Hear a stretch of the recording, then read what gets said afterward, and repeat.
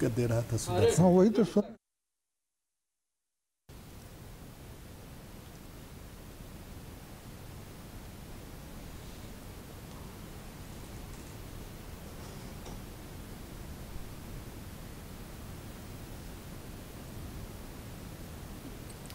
नमस्कार, मैं हूं अमन कुमार। हमारे इस खास कार्यक्रम में आपका स्वागत है।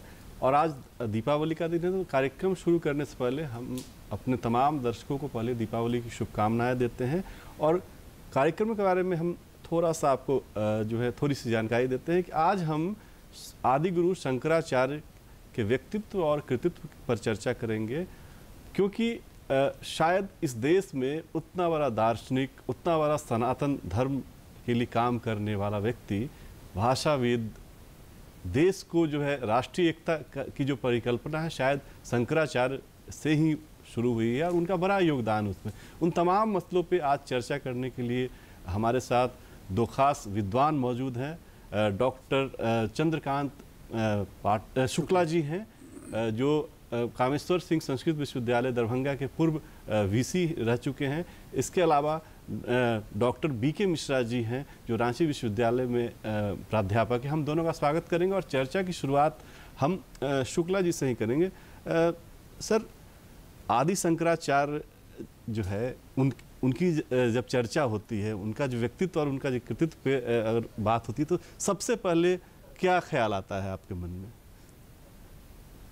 आदि शंकराचार्य तो ऐसी विभूति हुए हैं जिन्होंने इस भारत को एक सूत्र में बांधने का कार्य किया अपने समय में जी।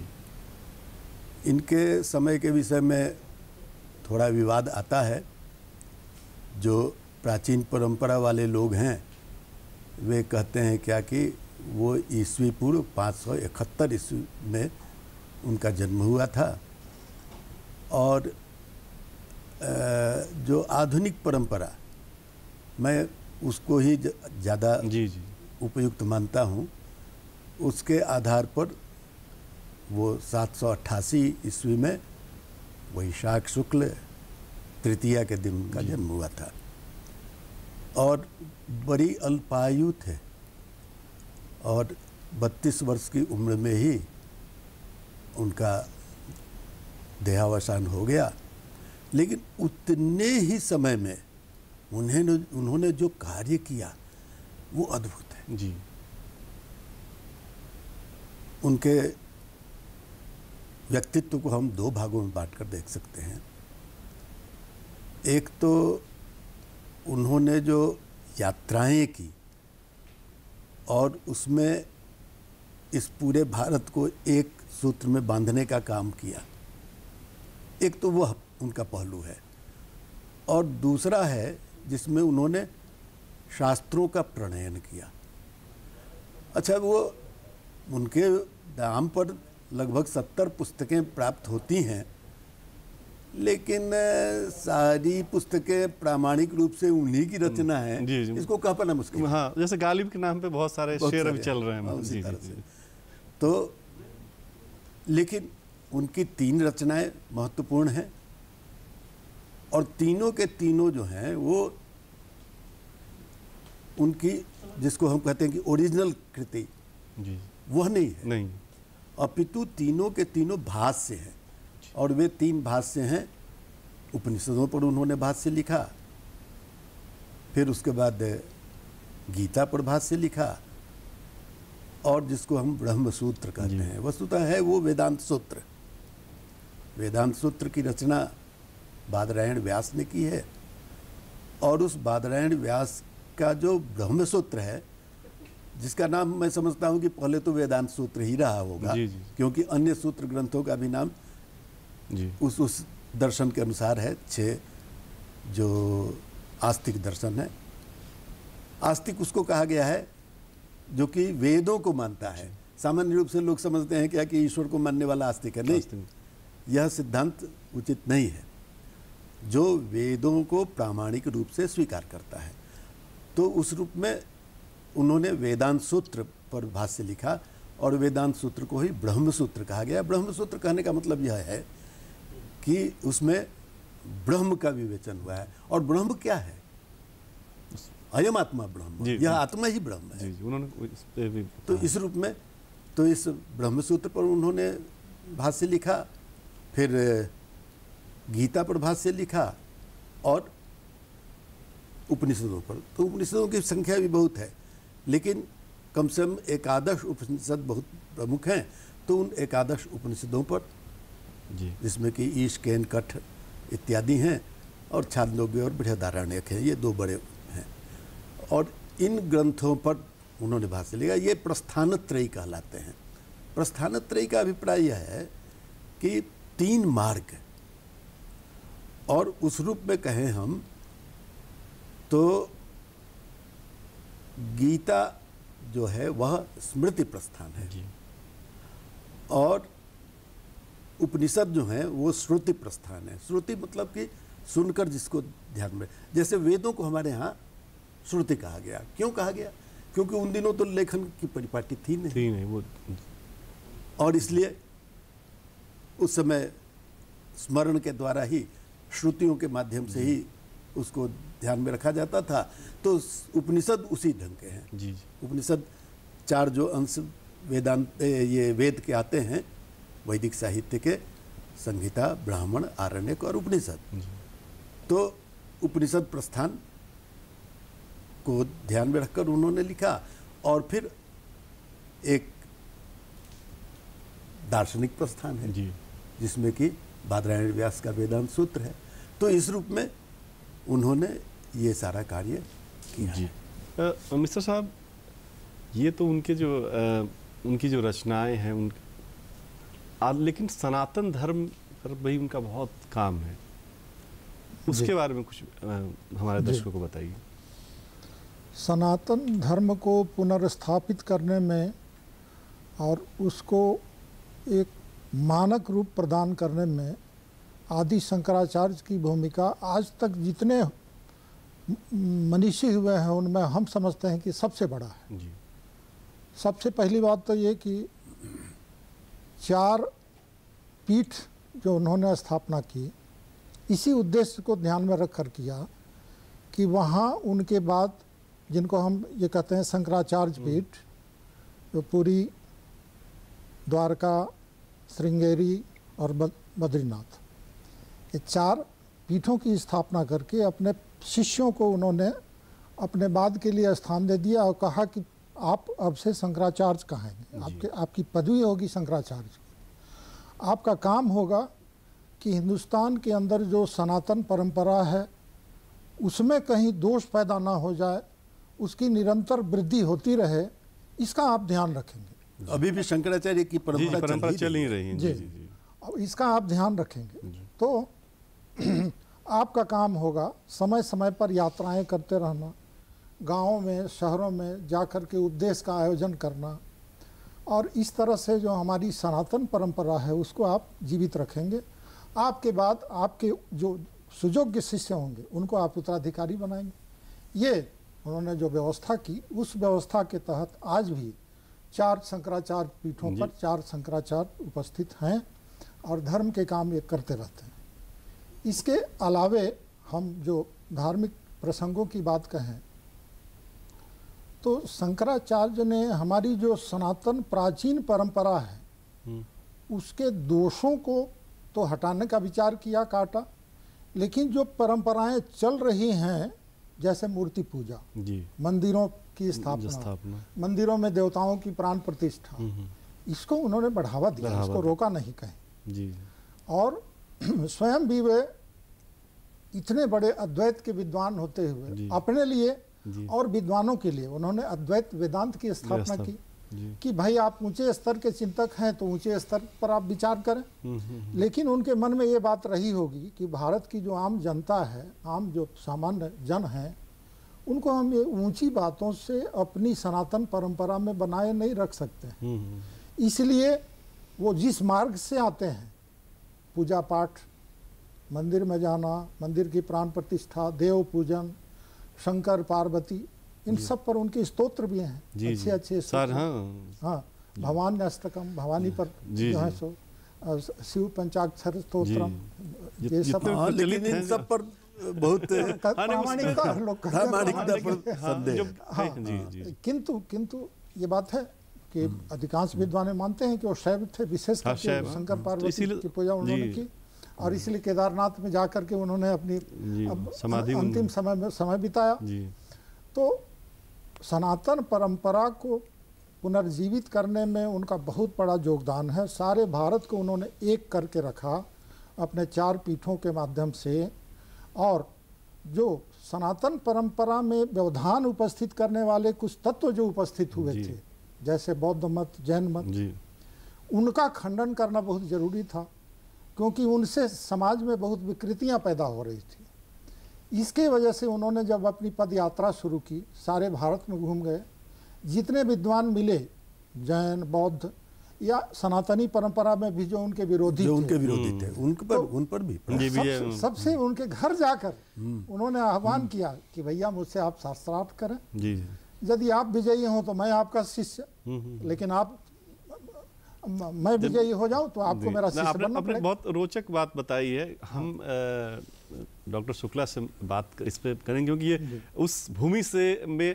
काम करके आए हैं। डॉक्टर साहब, कहा जाता है कि शंकराचार्य जो हैं वो बिहार भी आए थे, और हमारा जो झारखंड बिहार उस समय एक ही था, वो भूभाग था, और मंडन मिश्र जो उस समय बहुत ख्याति प्राप्त विद्वान थे, उनको पराजित किया था। उस बारे में थोड़ा हमारे दर्शकों को थोड़ा विस्तार से इसके विषय में वो शंकर दिग्विजय करके एक काव्य है, उसमें विस्तार से इस पर विवेचन हुआ है।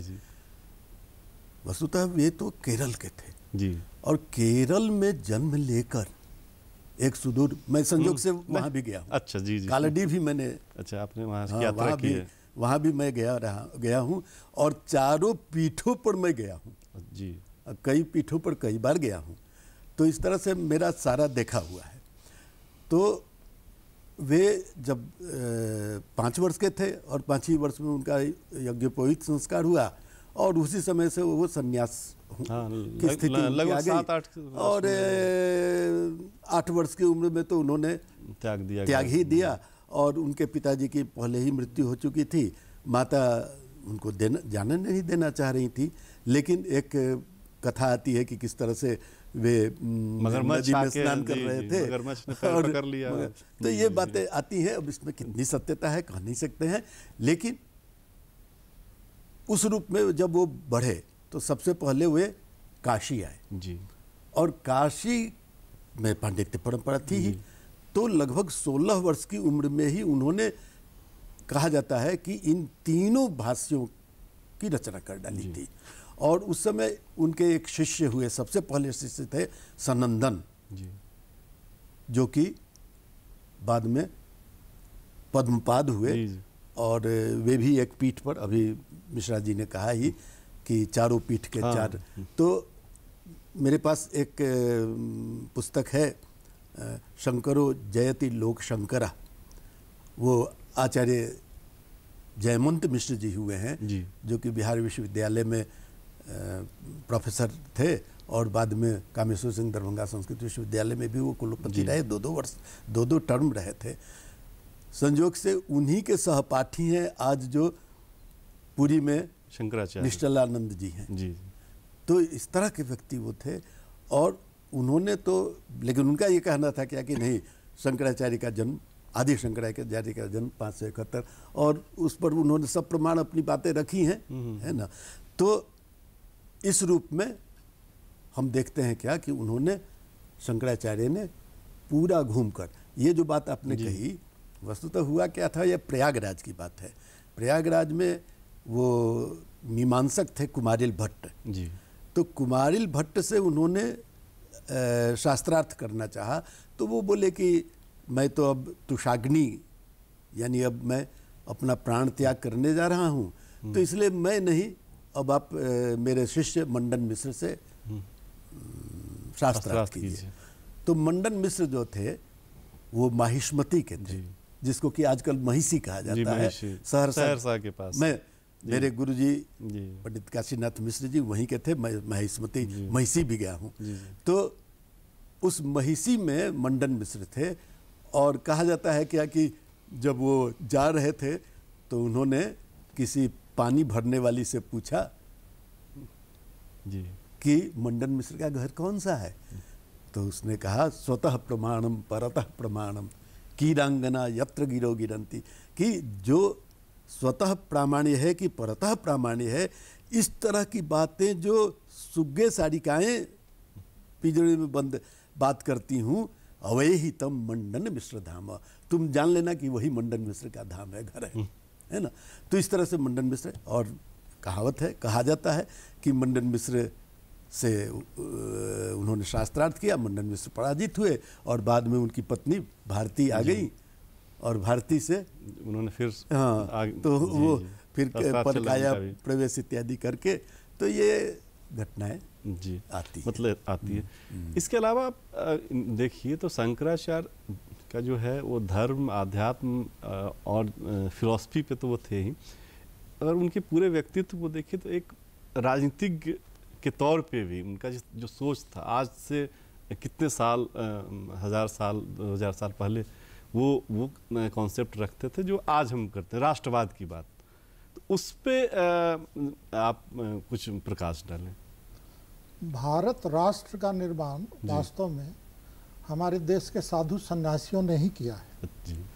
भारत राष्ट्र का मतलब है राष्ट्र के प्रति प्रेम, माता भूमि पुत्रो अहम पृथिव्याः, जो हमारी वेदवाणी है जी कि मैं धरती का पुत्र हूँ, धरती मेरी माँ है जी। और ये राष्ट्र प्रेम की बीज है हमारे वेदों में। इसको स्थापित किया हमारे देश के सन्यासियों ने, साधुओं ने, उनमें अग्रणी आदि शंकराचार्य हैं जी। तो वेदों की जो भावना है जी, वेदों की भावनाओं में अनेक जो अच्छी बातें हैं, जैसे कृण्वंतो विश्वमार्यम, जी, हम सारे विश्व को आर्य यानी श्रेष्ठ बनाते हैं। अब कुछ विधर्मी लोग हैं जो आर्य का एक अलग मतलब लगा लेते हैं, कहते हैं कि ये इनका ये तो एजेंडा है। अरे नहीं, वो एजेंडा नहीं, आर्यम श्रेष्ठम, तो हम सारे विश्व को आर्य बना दें, ये एक वैदिक उद्घोषणा है जी। और उसी के तहत शंकराचार्य ने एक धर्म और संस्कृति का आदर्श का निर्माण किया पूरे देश में। और उस आदर्श को मानने के लिए जो हमारी व्यवस्थाएं हैं, जैसे राजकीय व्यवस्था, धार्मिक व्यवस्था मनुस्मृति से संचालित होती रही है। मनुस्मृति उसका एक कहें कि वो संवैधानिक ये है, विधान है, संविधान है। उस संविधान के तहत राजा भी चलते थे, देश के गृहस्थ भी चलते थे, साधु सन्यासी भी चलते थे, सब अपने अपने कर्तव्यों का पालन करते थे। और अपने भाष्यों के माध्यम से भी इन्हीं बातों को उन्होंने और अधिक स्पष्ट किया। चारों वर्णों की स्थापना का जिक्र गीता में भी आता है। चातुर्वर्णम मया सृष्टम गुण कर्म विभागशः, कृष्ण ने कहा कि 4 वर्णों की रचना मैंने उनके गुण और कर्म के विभाग से की है। मतलब जन्मना नहीं होता है जी जी। जो जैसा कर्म करता है वैसा होता है, कर्म के अनुसार उनके वर्ण का निश्चय होता है। तो इन सब बातों को जब गीता पर उन्होंने भाष्य लिखा, उपनिषदों पर भाष्य लिखा, ब्रह्मसूत्र, तो इन्हीं बातों को, हमारी राष्ट्रीयता की भावना को, हमारी आदर्श संस्कृति की भावना को सारे विश्व में इनके माध्यम से पहुंचाया। मुख्य रूप से राजनीति पर धर्म नीति धर्म जी प्रबल है, इस तत्व को ही उन्होंने जी स्थापित करने का प्रयत्न किया। शायद इसी में आप एक चीज़ देखेंगे कि हमारे जो देश में जातिवाद की बात होती है और कहा जाता है कि हिंदू धर्म में बहुत जातिवाद है, और लेकिन अगर आप देखा जाए तो मूल जो है वो जातिवाद नहीं है। क्योंकि अगर शंकराचार्य ने भी जब दीक्षा ली, कहा जाता है कि चांडाल से भी उन्होंने जो है वो उनको भी गुरु मान, उनको भी गुरु मान क्या कि हमारे यहाँ ये जाति व्यवस्था जो है ये एक अलग विषय है, इस पर हम अभी बोलना नहीं चाहेंगे। वो वर्ण व्यवस्था हमारी थी, और वर्ण व्यवस्था जो थी वो बहुत ही उत्कृष्ट थी। हमारे यहाँ जो लोक परंपरा में मान लीजिए विवाह का ही समय आता है तो हम किसी जाति सूचक नाम जो हम ले रहे हैं उसमें एक मत रखिए, लेकिन जो चर्मकार होता है उसकी पत्नी आकर और डुगडुगी बजाती है, हम जब ये में जाते हैं तो जो डोम राजा होता है वो हमें मतलब अग्नि प्रदान करता है सामाजिक और व्यवस्था बनी हुई थी। वो हमको अपना ये मानता है, माने हमारे जजमान हैं। तो हम माली के भी जजमान हैं, कुम्हार के। आज जो दिवाली का दिन है, दीपावली का, तो आज के दिन क्या है, वो माली आते हैं और कहते हैं कि ये पंडित जी हमारे जजमान हैं जी। तो ये स्थिति है। तो उसी रूप में शंकराचार्य ने, और शंकराचार्य ने जो बातें अपनी रखी, उनका जो अद्वैत वेदांत है वो मुख्य रूप से इसी विषय को बतलाता है, ब्रह्म सत्यम जगन मिथ्या, जगत मिथ्या जी, है ना जी, कि ये संसार जो है मिथ्या है और ब्रह्म केवल एकमात्र सत्य है। और वो ब्रह्म है क्या, तो अयम आत्मा ब्रह्म सोहम अहम ब्रह्मास्मि, है ना, कि हम ही ब्रह्म हैं। और जब इस चीज को आप समझ लेते हैं तो समझिए कि आपने उस ब्रह्म तत्व को समझ लिया जी जी। और यही प्रतिपादन करना उनका मुख्य ध्येय रहा है जी जी। कि हम ही ब्रह्म हैं। शायद उन्होंने जो है अपने गुरु को, जब गुरु ने उनसे पूछा कि तुम कौन हो, तो वो भी बड़ा जो है दिलचस्प वाक्य है, बहुत सारा जी जी। तो उसके बारे में कुछ बताएं कि क्या उन्होंने परिचय दिया था अपने गुरु। बहुत सारी किंवदंतियां इस तरह की हैं जी जी। तो उसमें ये सारी बातें आती हैं और उसमें वो शंकर दिग्विजय में बहुत विस्तार से ये सब है जी जी। लेकिन उसको बहुत प्रामाणिक नहीं माना जाता है। कल प्रधानमंत्री नरेंद्र मोदी जो है वो केदारनाथ में उनके समाधि स्थल का जो रिनोवेशन का काम हुआ है उस पर वो कल उद्घाटन करने वाले हैं। मुझे लगता है कि अभी तक जो शंकराचार्य पे जितना काम होना चाहिए था, क्योंकि जो योगदान है उनका, उतना ज़्यादा काम जो है या हुआ भी, तो आने वाली जो पीढ़ियां हैं या वर्तमान में जो हमारे लोग हैं वो बहुत ज़्यादा जागरूक नहीं है। तो आपको लगता है कि उनके समाधि स्थल और फिर से प्रधानमंत्री जी के जो कोशिश है उससे नई पीढ़ी को कुछ सीख मिलेगी? जी हाँ, नई पीढ़ी को और आने वाली सभी पीढ़ियों को पूरी सीख मिलेगी। और नई पीढ़ी ने कम से कम यह समझ लिया जी। कि अपने धर्म को मानना और उसके अनुसार कर्म करना कहीं से जो है धर्म निरपेक्षता को बाधित नहीं करता है जी। अब तक राजनीति में रहने वाले अधिकांश लोग ये समझते रहे कि यदि हम पूजा करते देखे गए तो हम धर्म निरपेक्ष सेकुलर कैसे होंगे, लेकिन दूसरों को बढ़ावा देते रहे, लेकिन अपना छिप करके करते रहे कि हम सामने पूजा नहीं करेंगे, तिलक नहीं लगाएंगे, टीका नहीं लगा। अपने धर्म की पहचान छुपाने से क्या लाभ है, और पहचान यदि हम प्रकट कर देते हैं उसमें नुकसान क्या है हमारा, ऐसा कुछ नहीं है। तो इस बात को हमारे वर्तमान प्रधानमंत्री दिखला रहे हैं कि मेरा विश्वास अपने जगह है, मैं आपके विश्वास की भी रक्षा करूंगा और मैं अपने विश्वास को भी प्रकट करूंगा। जो महान लोग हैं इस देश में उनको जो सही उनका मूल्यांकन जो है महात्मा गांधी जी निरंतर यही कहते थे जी, राम राज्य जी। तो राम राज्य, तो इसका मतलब ये थोड़ी कि वो सांप्रदायिक थे जी, ऐसा नहीं था। मतलब ये उसी रूप में शंकराचार्य को हम यदि तरजीह देते हैं तो शंकराचार्य ने एक धारा दी है कि किस तरह से हम सांस्कृतिक एकता को जी मजबूत कर सकते, एक सूत्र और पूरे भारत को उन्होंने अपने समय में एक सूत्र में बांधने का काम किया, जो आज तक ऐसा किसी अन्य ने नहीं किया जी। यह उनकी बहुत बड़ी विशेषता है। शायद इसी वजह से आप देखेंगे सर कि काशी में अभी भी साउथ, मतलब ऐसे साउथ और नॉर्थ की दूरी, जो भौगोलिक दूरी ज़्यादा है, लेकिन आपको काशी में देखेंगे कि साउथ के हजारों लोग मतलब रोज दर्शन करने के लिए आते हैं। वो शायद उसी समय की हाँ जी हाँ, उसी समय से ये परंपरा है कि यहाँ बनारस से गंगा का जल जा करके वहाँ रामेश्वरम में अभिषेक होता है और रामेश्वरम से समुद्र का जल आकर के यहाँ विश्वनाथ जी का अभिषेक होता है। ये हमारी परंपरा है और उसी परंपरा के तहत दक्षिण भारतीय विद्वान पंडित यहाँ भी बनारस में भी बहुत हैं, और बल्कि वहाँ बद्री का आश्रम में तो जो है साउथ के ही बहुत ज़्यादा हैं, साउथ के ही हैं। तो ये परंपरा हमारी हर जगह सारे हिंदुस्तान को एक करने की जो आदि शंकराचार्य के द्वारा की गई थी वो सफल हुई है। आज संपूर्ण भारत अपने आप को एक महसूस करता है और इस बात को अच्छी तरह समझ करके और तद अनुरूप व्यवहार करने वाले हमारे वर्तमान प्रधानमंत्री जो अभी उनके समाधि स्थल का नवनिर्माण कर रहे हैं और उसकी जो है कल उसका उद्घाटन करेंगे। ये एक बहुत बड़ा काम हुआ, बहुत अच्छा काम हुआ। आदि शंकराचार्य ने जो किया था उसको एक प्रकट रूप में मान्यता, और इससे सारे विश्व का, भारतवासियों का तो है ही, सारे विश्व का ध्यान उन्होंने केंद्रित किया कि भाई ये बड़े महत्व के हैं और इनके महत्व को इस रूप में जाना पहचाना जाना चाहिए। मतलब कहा जाता है कि आस्था तो है, ये आस्था का स्थूल रूप भी होना चाहिए। जी। तो उसमें वो काम करे। मन में यदि कोई कहे कि विश्व का कल्याण हो और अकेले बैठा रहे, कल्याण संबंधी एक भी काम न करे, तो केवल कामना से तो कोई बात बनती नहीं है।